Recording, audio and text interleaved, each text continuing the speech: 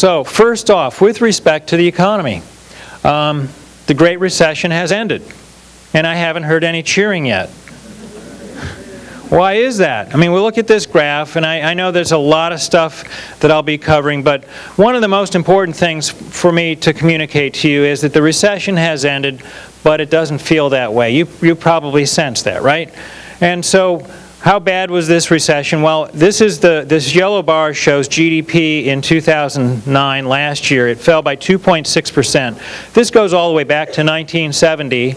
And you can see that there was no other time when GDP fell by as much. And in fact, you can see that the last time it fell as steeply was back in the 1930s. This doesn't come anywhere close to the Great Depression, during which output, GDP, fell by maybe 50% over the course of the Great Depression. The unemployment rate rose to maybe 25% on a sustained basis over a period of time. Nothing close to that. So we certainly have skirted that devastating time, but you all know how painful it is. Okay, but the recession's over, right? It ended as of the second quarter of last year. And yet, you know, do you feel any better? Do you feel like the recession's over? No. Okay, two reasons. Number one, you're in the hardest hit, or one of the hardest hit industries, and so it's going to be a longer period of time before this industry feels as though it's healed. Number two, any recovery, whether it be a recovering economy or a recovery from, say, major surgery, is going to take some time, and it might still be painful while the stitches are going away, you know, those kinds of things. So think about a recovering economy the way you think of a person who's recovering from an illness. You might be recovering, but it's going to take some time to get back to full health. And in this case, it's taking somewhat more time than we would like it to. Over on the right side, you see these red bars that represent quarterly GDP. So GDP is the heartbeat of the economy. It should grow somewhere between 2.5% and 4% on average. But when we come out of a recession, we need to grow faster than that in order to create jobs and bring the unemployment rate down. So we've seen stubbornly high unemployment rates, both for the state and for California, as you have here, for the past several months. At least they've stabilized, but they've stabilized at very high levels. We need the private sector economy to really pick up the pace, create more jobs, and begin to bring the unemployment rate down. We're not really counting on the public sector to help us in this cause, because you have, you know, large deficit spending taking place at the federal level, and then state and local governments are really strapped at this time. So it's the private sector creating jobs in the neighborhood of 150 or 200,000 per month would be enough to start to bring this unemployment rate down. Okay, but we lost a lot of jobs.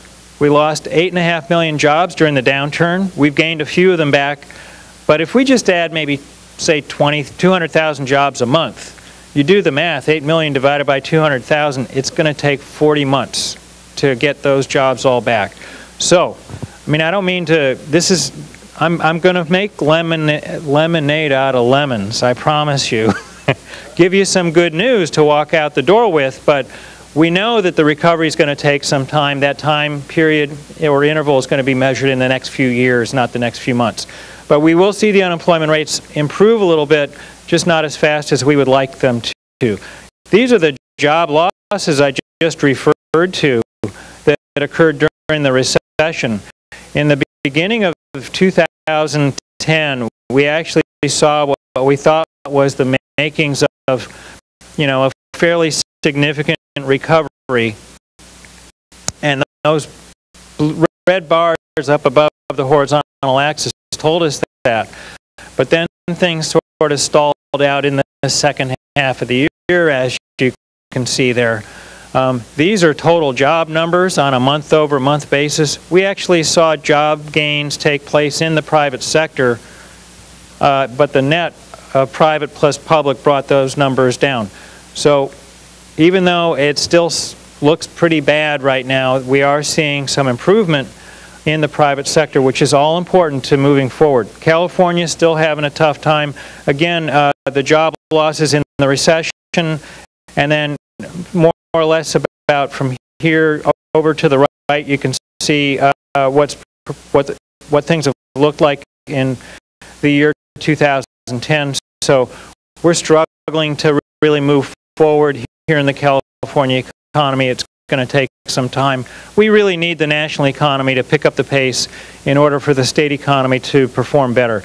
So many of the job losses have taken place in just a few key sectors, construction being one, manufacturing being another, and so on, and then of course real estate related. So I don't want to dwell on this, but what the point is that we have a number of major sectors that took some big hits, and these are what I'm doing here in this rightmost column is just comparing where we are right now against where we were 5 years ago, just before the recession hit. And even at that, we've got some areas where there have been some gains. You see? Okay, 138,000, I can see better over here, 138,800 jobs in educational and health services. So it's very much a mixed bag. We're finally seeing some gains on the production front. We haven't quite seen the kind of improvement on the labor front that we would like to see. Because we have high unemployment rates right now, and because there are other measures that tell us that there's a lot of slack in the economy, the threat of inflation, shown here by the Consumer Price Index, is very low right now and is likely to be low through next year. You'll see in our forecast numbers that the expected inflation rate for this year and next is around 1.5%. And so that's good from the point of view of the real estate industry, where mortgage rates are in part derived from the future direction of inflation. So this is one plus, that we have a low inflation environment leaving 2010 and going into 2011.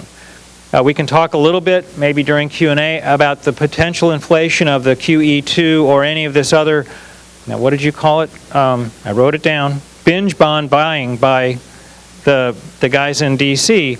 I'm not concerned about inflation in 2010, 2011, and then I'll try to talk a little bit more about that as I get a little further down the line. But I want to finish with and leave enough time for to be able to take the questions that are coming up a little later on. So inflation's in good shape. So we've got a GDP figure this year and next, right in the low end of that 2.5% to 4% range that I mentioned earlier. But we'd like it to be more like 5% or 6% to create jobs and bring the unemployment rate down. So this is going to be a slow turn. We lost jobs last year. We'll lose a little bit more this year in a year-over-year sense, as shown here, a half-point decline. But next year we're going to see a 1% improvement in jobs. It's not great, but we'll take it. And the unemployment rate, as you can see, stubbornly high. 6 months ago, if I had spoken here, I would have said, you know, we expect to see some real improvement in the labor market. We expect to see the unemployment rate this year maybe fall to around 9%, and then by next year, at the end of next year, maybe be 8 to 8.5%. So our expectation and our outlook was that we'd see much faster growth in 2010 and 2011 than has been forthcoming. And I think you probably read that in the news back in the first part of this year. We really heard what seemed to be a fairly upbeat outlook. And then you remember that Greek debt crisis thing? Remember the pigs, Portugal, Italy, Ireland, Greece, Spain, okay? So that kind of shook the foundations of our financial system that is still healing, our global financial system that is still healing after the financial crisis that took place a couple years ago. And you know, we're just a little bit, meaning our whole global economy, is still a little bit gun shy. We're still a little bit timid about what the future holds. So these kinds of things can come along and can slow the pace of recovery down in an unexpected way. Okay, so when inflation's in check here in California, we'll finally see job gains in 2011. That's what you see in this far top right-hand corner, 1.6% gain in jobs in 2011. So that's a welcome sign. You can see we'll see some improvement in the unemployment rate, but it's going to be a couple of years before we see the state unemployment rate drop below that double-digit level and get into the single digits once again. Our population growth of 1% per year doesn't look like much, but that's about the size of a new Sacramento each year. 400,000 people, more or less. And I mention that because you know in the news that the state of California gets lumped with the economic basket cases of the country like Michigan and Ohio, Florida. We get lumped in with the foreclosure basket cases such as Florida again. So they, like California, get to make both lists. Don't we feel so fortunate? And Arizona and Nevada that had a lot of new home building but didn't really have the population to absorb that new home building. We do. We are, I don't like to quite say it this way, but we're sowing the seeds right now for what's likely to be a housing shortage in the second half of this decade, because we add about 400,000 people a year, mostly through internal growth. But as you know, the amount of homes that are being constructed right now is not at an all-time low, but very low, going back several decades. And even with the foreclosure overhang, we're looking at some point at having a housing deficit. So this is just a quick snapshot of what I've already said to you. We don't expect any sort of monetary policy rate hikes anytime soon. The real important thing at this point is to recognize that we have a corporate sector in America that is sitting pretty. They've cut costs, they're profitable, they've got a lot of cash, they're ready to produce. But what they need is a reason to produce and hire. And they need to see the consumer sector finally step forward. It's 2/3 of the economy. Need to see that consumer sector step forward and finally spend. I think we'll have a much better idea of the stomach for spending that the consumer sector will have as we go through this holiday season.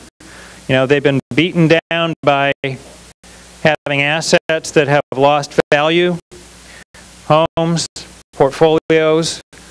Credit is harder to come by. Concerns about jobs and the outlook, all these things are hampering the consumer outlook. But we're seeing signs that consumers are feeling a little bit better, that the economy has indeed hit bottom. It's not going to get any worse.